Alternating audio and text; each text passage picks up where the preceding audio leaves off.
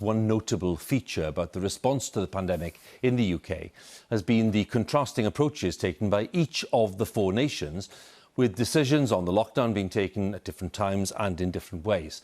And some regions of England have also made their own decisions. As part of our look at the state of governance of the UK, my colleague Rita Chakrabarti has been to Sheffield to ask if the recovery from the crisis is best handled at a local level.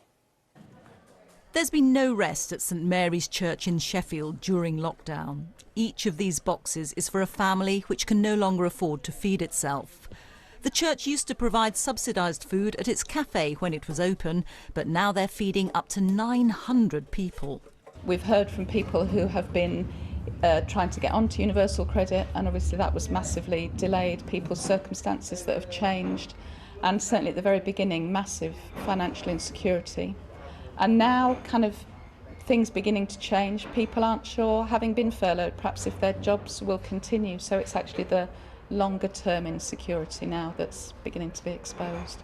The COVID-19 crisis has hit some parts of the country much worse than others, and everyone now, from the Prime Minister down, is talking about using this moment to build a better Britain. But who is best placed to do that? National government or regional? Dan Jarvis says it should be local people making local decisions about the recovery.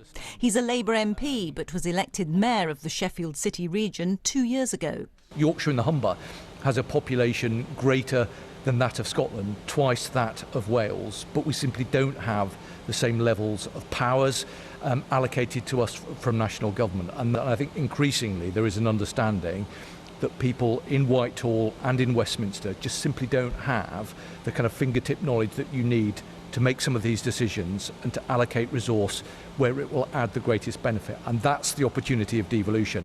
He may be in luck. The government has to deliver for the swathes of former Labour voters, many in the north of England, who backed it at the last election. The COVID-19 crisis comes at a time when ministers are increasingly focused on devolving power to the English regions. Do you envisage, with us coming out of this crisis, a greater devolution of powers, in a sense, a more checkered government within England? Yes, I think we do.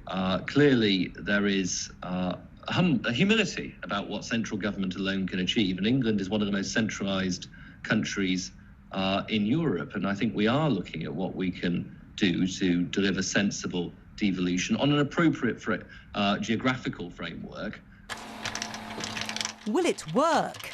Ben is an apprentice. He's 20 and is training to become a highly skilled electronics engineer, an industry many hope will help power the region into recovery.